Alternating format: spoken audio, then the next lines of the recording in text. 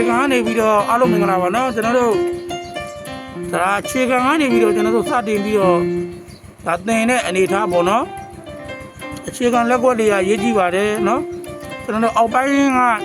နိုင်နေမှလက်နိုင်နေမှကျွန်တော်တို့ကီးဘုတ်ကသင်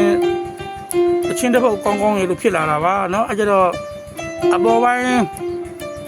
နေဘလောက်ပဲကြိုတက်ချင်းအောက်ပိုင်းကမကြေဘူးဆိုလို့ရှင်ဒီဘက်ကကျွန်တော်တို့အပြင်းပြေတီးဖို့တော့လက်ကန်းတဲ့မှာမဟုတ်ပါဘူးเนาะအဲကြတော့ကျွန်တော်တို့စနစ်ကြနေမှုလိုပါတယ်အဲကြတော့အခြေခံကြနဲ့ကျွန်တော်တို့နောက်တစ်ချိန်ကိုတက်ထားရင်လှုပ်သားလို့ရအောင်ထိသင်ကျင်တဲ့သူတွေရှိခဲ့ရင်เนาะအပြင်းပြေပဲသင်ဝါသနာရပဲသင်လှုပ်သားဖို့ဆရာဖြစ်ပဲသင်ရင်ပေါ့เนาะကျွန်တော်ရဲ့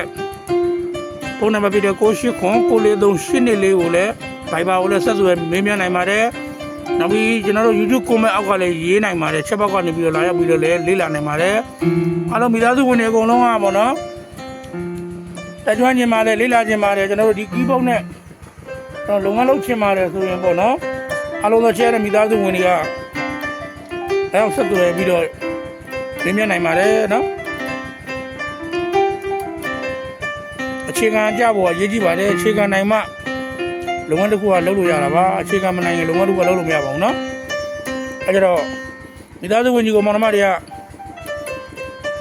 အခြေခံကြနဲ့ဤစနစ်ကြလေ့လာခြင်းပါတယ် online ကပဲလေ့လာခြင်းကျွန်တော်တို့ဒီ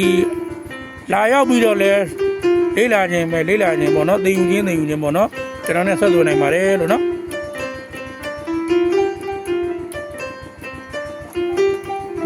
လက်ကိုတားမထောင်နဲ့နော်လက်ကိုတားမထောင်နဲ့ဟိုလည်းဖိဖိလေးတီးပြီးလက်မထောင်နဲ့ဒါဒီပိုင်းနဲ့အတန်းကိုဒီပိုင်းနဲ့ထွက်နေပြီ